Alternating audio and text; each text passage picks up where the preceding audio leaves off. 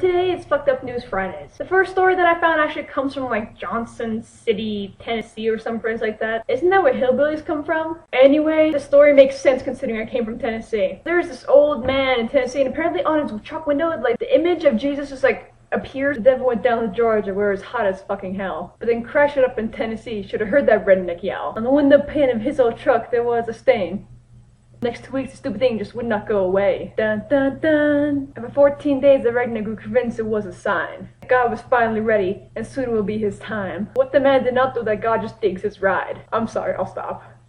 First he thought it was gonna disappear and never come back, but apparently it's been coming back for like 2 weeks now. And it makes me kind of wonder, like, are there some kids in his neighborhood, some little hillbilly kids, who like have nothing else better to do than every night go up to his car window and draw Jesus in the same exact spot? Because if that was true, that'd be funny as sin. Okay, when I hear stories like this about like Jesus, religious sightings, you know, Jesus in a sandwich, Jesus in a jar of peanut butter, just Jesus image or Virgin Mary images somewhere, I just can't help but like smile a little bit. Cause you know, it goes like something like this. Well, that's either Jesus or the stoner who lives in my basement. And everybody knows it is not Saul in their basement. So therefore it has to be Jesus. So I just thought it was funny just whenever, you know, these things always get my attention just because it's just funny to hear people talk about that and just see a picture of Jesus and like, oh my god, I've never seen a picture of Jesus before. What would God think? The other story I got came from like, God knows where, some third world country down there. But this is about some guy, like some Brazilian bricklayer who was like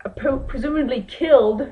And then when they're having a funeral, he showed up to his funeral like, sup guys? I just laugh because the article says man shows up alive to his own funeral. Which I think was just hilarious because it's like, imagine just, you know, something like that happening. That's what I want to do. I want to fake my own death. Once my family is through mourning and they get a coffin and just lay my mutated body in the coffin and then bury me, and while they're all, you know, in the procession, I'll just walk up like, okay, sorry, I was at the comic shop for just 3 weeks, I haven't been home, what have I missed? Oh, damn, I'm dead. I mean, that'd be pretty cool, man. I'd take a picture of myself next to the gravestone like, hey, I'm dead. That should be really fun. Okay, so this next article I found, just when I read the title, I had to laugh. It's one of those things that you kind of wish would happen, but it never happened. Okay, this article is called Want to Own More Than 3 Cats? Get a License.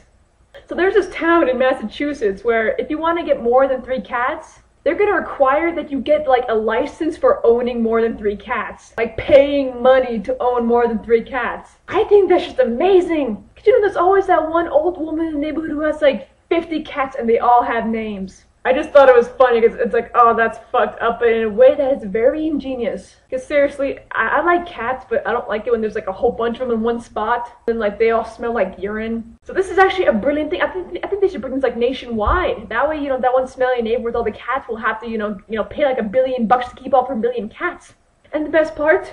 The people in the town voted on this. They voted on it because of some old woman who fit that exact description. She owned a crap load of cats, and everyone is feuding over how many cats she should own legally. So that's just fucked up news to me. I mean, it's fucked up, honestly. And with that, that's all I have to talk about. Last week I didn't really do much. This is gonna have to do for Fucked Up News Friday. I think I've talked enough about the news. I hate the news. So anyway, that was Fucked Up News Friday, also known as Fun Friday when you like abbreviate that.